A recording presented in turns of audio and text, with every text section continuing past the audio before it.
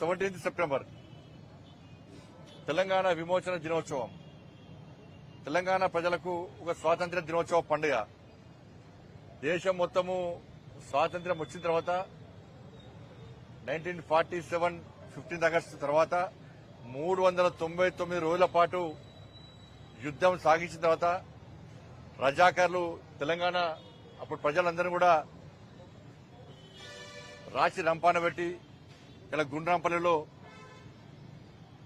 ఏ విధంగా వాళ్ళకు వాళ్ళు రక్షించుకోవడానికి ఏ విధంగా వాళ్ళు బలిదానం అయిపోయారు, బైరాన్పల్లిలో వీర బైరాన్పల్లిలో ఏ విధంగా జరిగిందో, దాంతోపాటు పరికాల్లో దాదాపు 1500 మంది మన వాళ్ళు జాతీయ జెండా చేతపట్టుకుని వందే మాతరం అంటూ వాళ్ళ జాతీయ జెండాతోని బయటికి వస్తే ఏ విధంగా రజాకారులు కాల్పులు జరిపి 1500 మందిని ఊచకొత్త కోసిర్రో ఈ దారుణ సంఘటనలు మనం మర్చిపోలేం.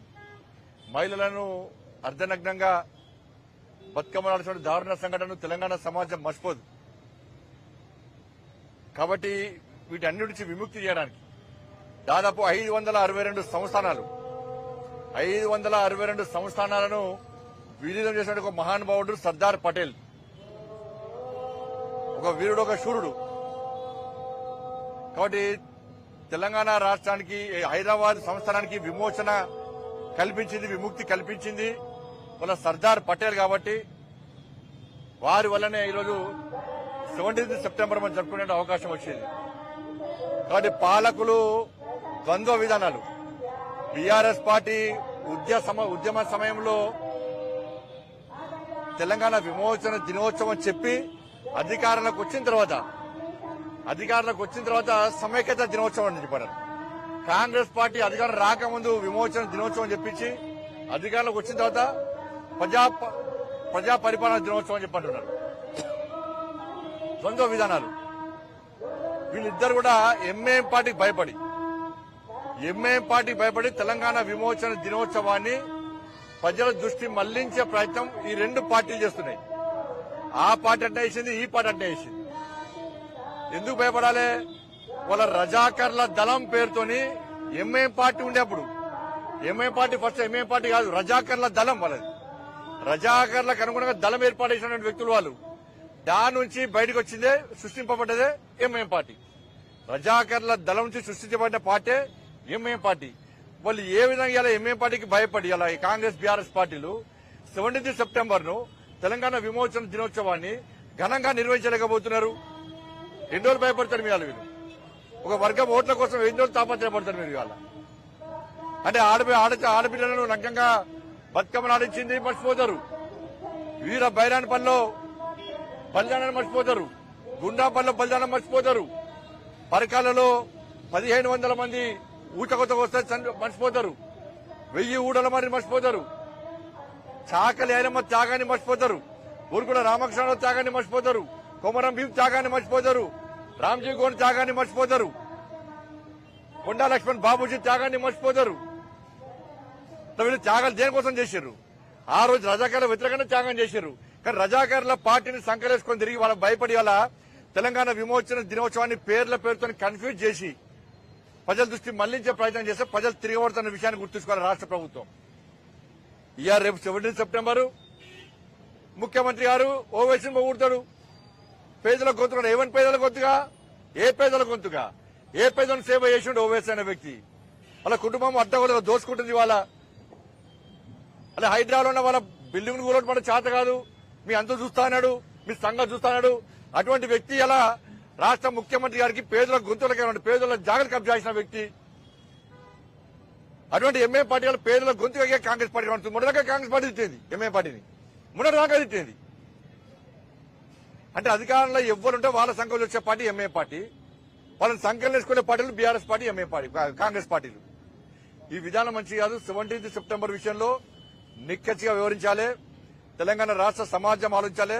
మనల్ని వంచినటువంటి రజాకర్ల పార్టీ ఎంఐఎం పార్టీ, రజాకర్ల దళం పార్టీ ఎంఐఎం పార్టీ, వాళ్ళ కొమ్ము కాస్తున్న బీఆర్ఎస్ కాంగ్రెస్ పార్టీ విధానాలను వాళ్ళ ప్రజలు ఆలోచించాలి. మాకు వీరుడు శూరుడు సర్దార్ పటేల్ యొక్క వీరత్వాన్ని మేము ఎప్పుడు మర్చిపోం. ఇవాళ రేపు నిజాం మెడల్ వంచిందే సర్దార్ పటేల్. ఆయన మాకు వీరుడు, ఆయన వారసులం మేము. మా పార్టీ కూడా ఆయన వారసుల పార్టీ. పెద్ద విగ్రహం పెట్టినా మేము గుజరాత్ లో. ఈరోజు పడతాం. ఈడ కూడా మా ప్రభుత్వం వచ్చినప్పుడు మీ లెక్క ఇవాళ ఎంఏం పార్టీ భయపడి వెనకపోయే ప్రసక్తి లేదు. మా ప్రభుత్వం ఏర్పడిన తర్వాత 17th సెప్టెంబర్ ను ఏ విధంగా ఘనంగా నిర్వహిస్తామో, 15th ఆగస్టు ను ఏ విధంగా ఘనంగా నిర్వహిస్తామో అంతకంటే ఘనంగా ఈరోజు 17th సెప్టెంబర్ తెలంగాణ విమోచన దినోత్సవాన్ని పేరు మార్చాం, ఊరు మార్చాం. మా ఆలోచన మార్చుకోం మేము. విమోచన తెలంగాణ విమోచన దినోత్సవాన్ని భారతీయ జనతా పార్టీ ప్రభుత్వం తెలంగాణ రాష్ట్రంలో ఏర్పడడం ఖాయం. ఏర్పడ్డ వెంటనే ఘనంగా నిర్వహిస్తాం. ఇలా రాజీవ్ గాంధీ విగ్రహం కోసం కొట్టాడుతున్నారు.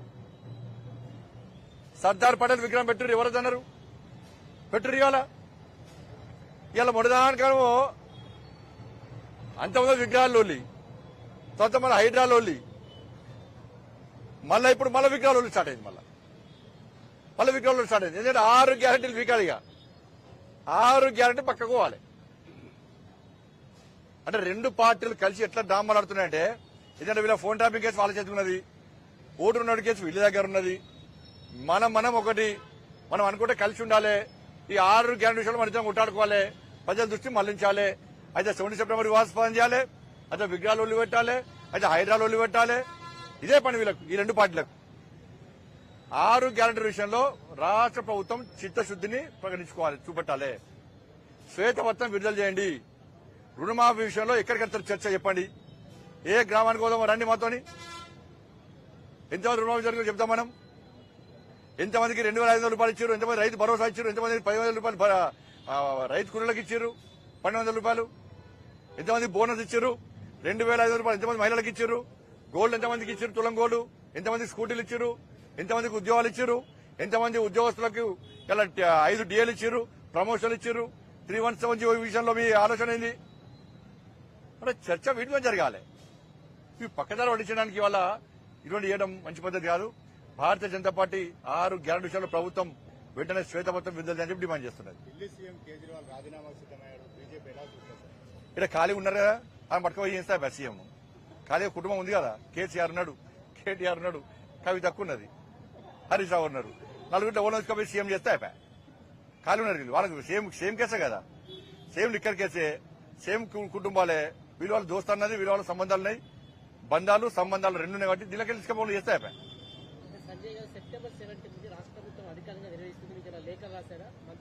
నాకైతే రాలే. లేఖలు వచ్చినా కూడా ప్రజా పరిపాలన దినోత్సవం అంటే మేము ఒప్పుకోము. దాన్ని తెలంగాణ విమోచన దినోత్సవం జరపాలి. అంటే 50 సంవత్సరాలు తెలంగాణ ఉమ్మడి ఆంధ్రప్రదేశ్ పాలించారు. 70 సంవత్సరాలు దేశం స్వాతంత్రం వచ్చి 50 సంవత్సరాలు కాంగ్రెస్ పార్టీ పాలించింది. అంటే ఇన్ని రోజులు ప్రజాపాలన కాదా వాళ్ళది? ప్రజా వంచన పాలన వాళ్ళది. ఏది ప్రజాపాలన? తెలంగాణ విమోచన దినోత్సవం ఎందుకు పెడతలేదు? భయమైంది మీకు? మీకున్న ఇబ్బంది అని చెప్పరాదు.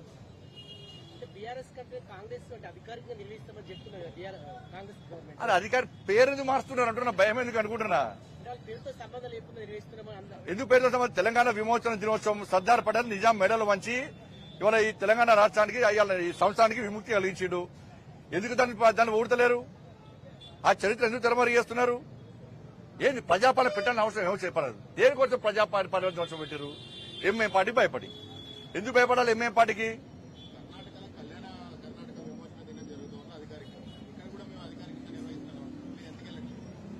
ప్రజా పరిపాలన దినోత్సవం అంటే మేము వెళ్ళము. తెలంగాణ విమోచన దినోత్సవం చెప్పండి మేము వస్తాము. మేము కూడా కేంద్ర ప్రభుత్వం నరేంద్ర మోడీ గారి ఆదేశాల మేరకు అమిత్ షా గారి నేతృత్వంలో గత సంవత్సరం కూడా మేము అధికారికంగా పర్యవేక్షణలో తెలంగాణ విమోచన దినోత్సవాన్ని కేంద్రం అధికారికంగా నిర్వహిస్తున్నది.